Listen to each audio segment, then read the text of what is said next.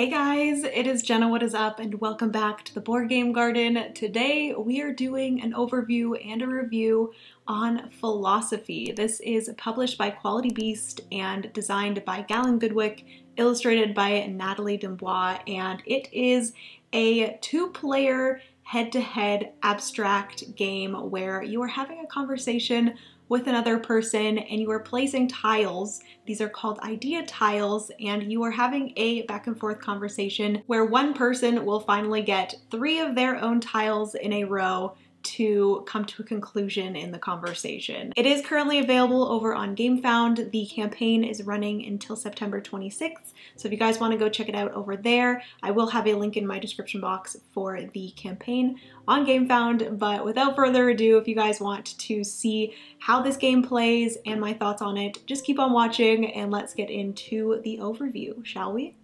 Philosophy is a two-player abstract strategy game where 2 players will be having a thoughtful conversation. The board symbolizes your conversation space, while the tiles are your ideas. Each player will be playing 1 tile per turn until one player can connect 3 of their ideas in a row, and that represents that player coming to a conclusion in the conversation and finishing the conversation. The setup is quite easy by just placing the board in the center of the table, placing the respect token in the center of the board, and giving each player one of the 2 base game colors.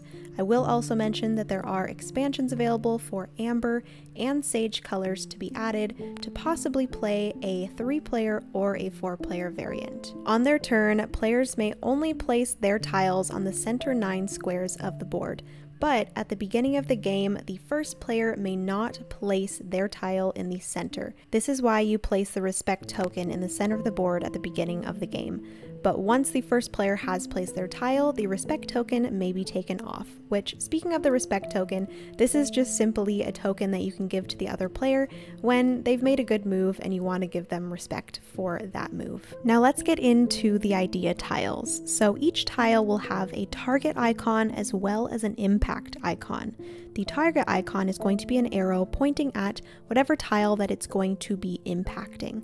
So the impact icon will be the icon in the center of the tile, and that is going to be saying what this tile is going to be doing to the target tile. There are 6 more basic idea tiles that will simply be pushing the opponent's tiles in different directions, whether that be straight, from one side or the other side, or diagonally. In this example, the light blue tile will be targeting the dark blue tile, and you can see by the impact icon that it will be pushing it up diagonally to the right. Now those are the more basic idea tiles, but there are a few that are a little bit different. So the first one here is the decision idea tile. This one allows the player to decide which direction diagonally they want to push the other player's tile, whether that is to the right or the left. Next up is the toss idea tile. This, you're placing the tile and throwing the opponent's tile over that tile just placed. If there is a tile already behind it, that tile simply gets pushed back once. Next up, we have the long shot and the corner long shot idea tiles. These tiles will actually target a tile that is 2 squares away and simply just push it forward once or diagonally once. And lastly, we have the rephrase idea tile. This one is unique where you can actually target your own tile or an opponent's tile, and you are simply just rotating it whatever amount you want to hopefully target another one of your opponent's tiles. And this is a great way to cause different chain reactions. Throughout the game, you may end up pushing your opponent's tiles off of the board, and when this happens, your opponent just simply receives that tile back and puts it into their supply. Now, I did mention a little bit earlier about chain reactions. This is just when your tile pushes an opponent's tile into another one of your tile's target areas and then pushes it again. Note that each tile can only impact 1 tile per turn. Players will continue placing tiles until one player has come to a conclusion, which means they have connected 3 of their tiles either orthogonally or diagonally, and they win the game. Note that the game will also end if a player starts their turn and they are unable to place one of their idea tiles in the middle 9 squares. And that is the overview. There are some additional small rules here and there, but if you do want to check those out, be sure to check out the PDF of the Philosophy Rulebook on their campaign page. But let's get back to the review, shall we? Okay, so that is everything for the overview of Philosophy. I do, with my reviews here on the Board Game Garden, I go through 5 different things. So we have theme, gameplay, replayability, art and components, as well as difficulty. So let's get into this review, starting off with theme. So talking about theme when it comes to an abstract game is a little bit difficult, but I feel like with Philosophy it does kind of incorporate the theme a little bit more into the gameplay than you typically would have with an abstract game. I feel like the theme of having a conversation really does well when it comes to placing down the idea tiles. I can really see when I'm playing this game that each tile is kind of encompassing a different thing that would happen in a conversation, which I find very, very cool. Like there's the tile that just throws an idea over their shoulder basically, and you can really see that like in a conversation that would be someone like listening to what someone else has to say but then just like ignoring it and just moving on from it, I guess, just throwing it over their shoulder. There's also the persuade tile, so it's kind of pulling that person into the conversation and I guess trying to persuade them in a way, hence the name of the tile.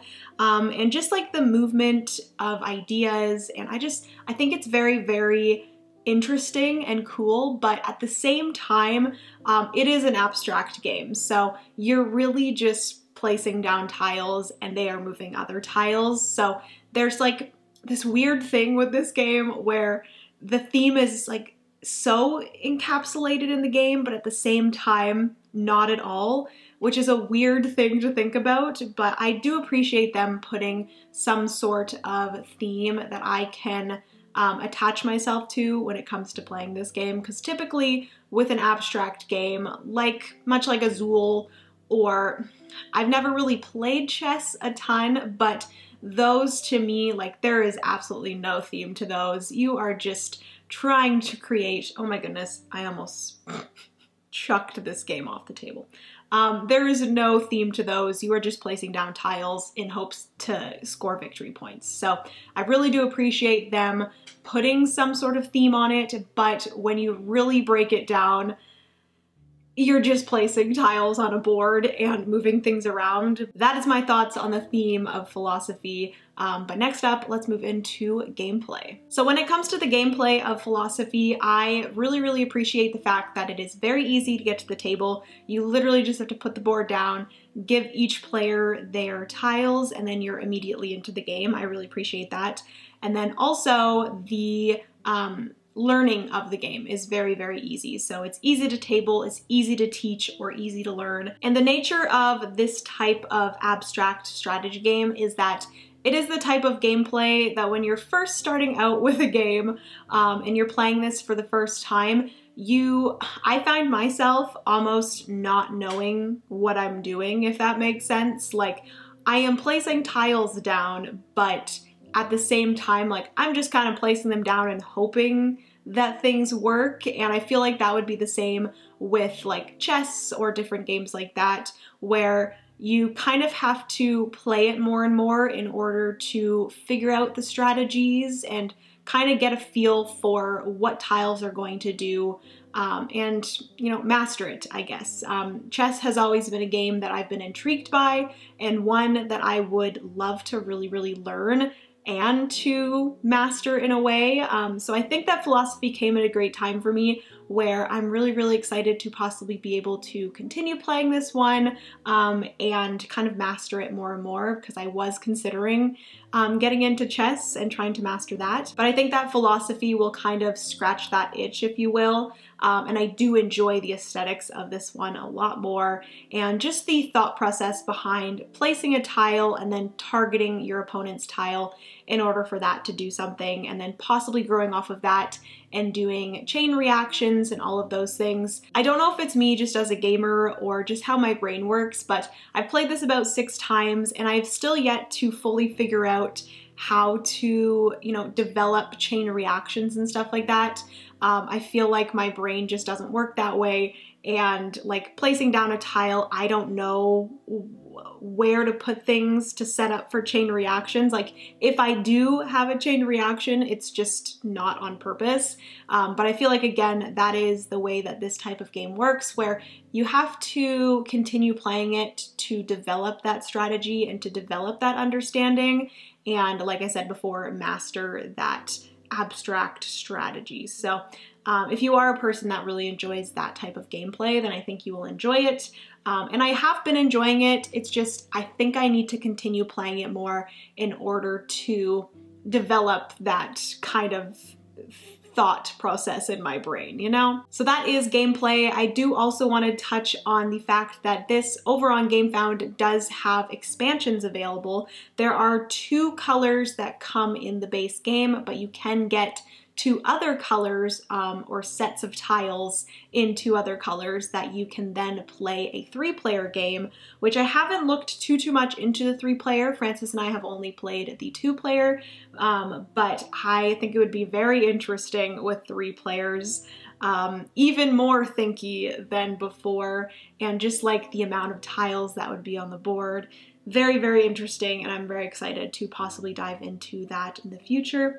But yes, you can get expansions to play it with 3 players, and I believe that I have heard that there is a 4-player variant in the works, where you are on 2 teams, so 2 teams of 2 players playing against each other. So I'm excited to hear more about that, but that is everything for the gameplay. Overall, I really enjoy it, but it's definitely one that, like I said before, I need to continue playing in order to fully grasp the strategy and get better at it, because as of right now, when I play, I do tend to get a little bit frustrated because Francis has beat me pretty much every time, and I just need to figure it out, So that is everything for gameplay. Let's move on to replayability. So replayability with philosophy is interesting because you have on one side that, yes, every single game you are doing the exact same thing.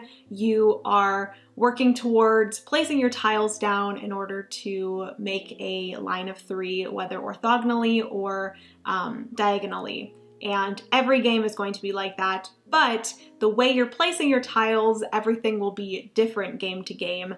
And then also it's the type of game that you're wanting to replay over and over again to like get better at it and grasp the strategy. So the replayability, when you look at just the gameplay, it's going to be the same pretty much every time, but you are wanting it to be like that because you're wanting to continue to develop that knowledge of strategies. So yes, it's good replayability, but then also bad because it's going to be the same every time. But I feel like if you guys play abstract strategy games, that's just how it works with abstract strategy games. So yes, that is replayability. Let's move on to art and components. So art and components for this game, I will just be focusing on the art because Philosophy, the one that I have here, is a prototype.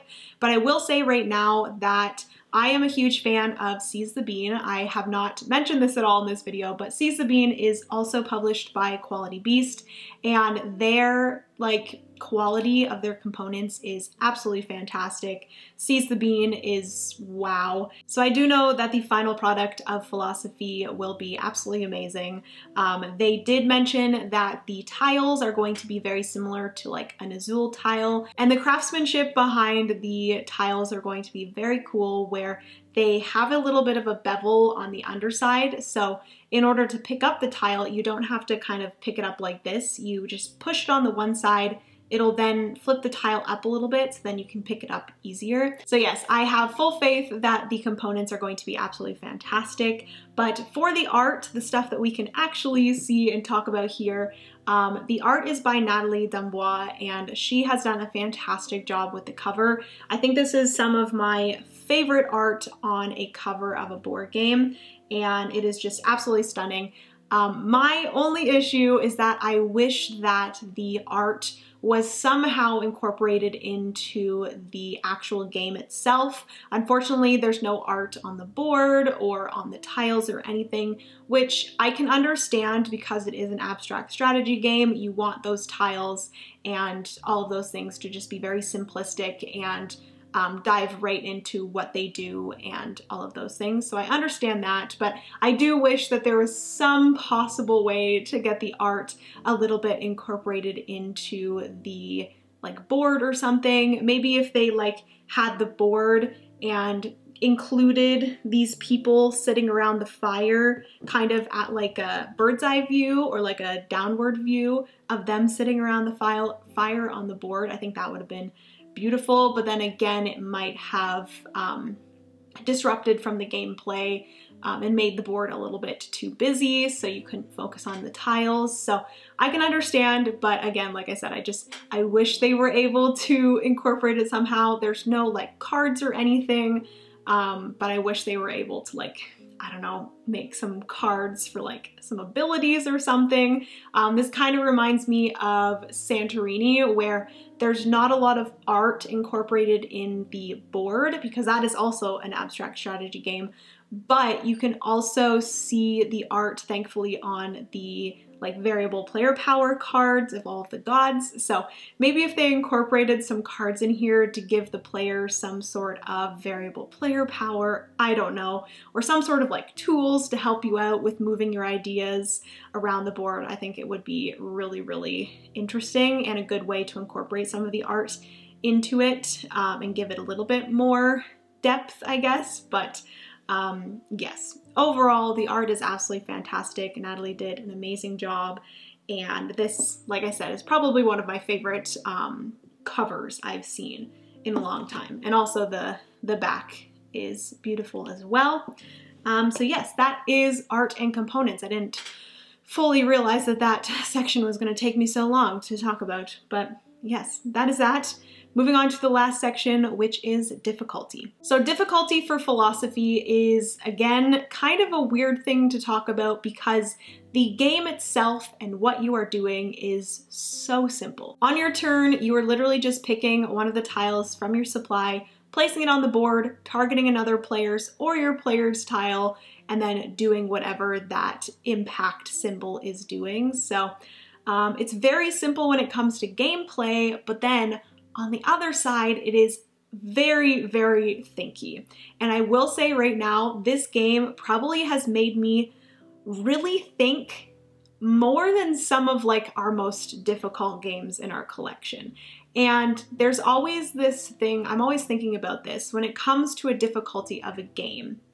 Is it the thought process that is difficult, or is it the amount of things that you're having to think about that makes it difficult? I feel like those are two very different things.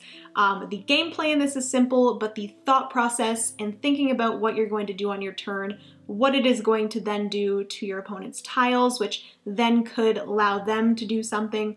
There's so much thought in that, and that just really, really intrigues me and always like makes me want to come back to it. So there's that, but then at the same time, there's also games that just have so much going on and so much to think about in different places of the game that makes it difficult. So like I said, it's two very different things, but this overall is a simple game, but hard to master. Overall, if you just enjoy that head-to-head kind of back and forth, really thinky gameplay, then I do think that you would really enjoy philosophy.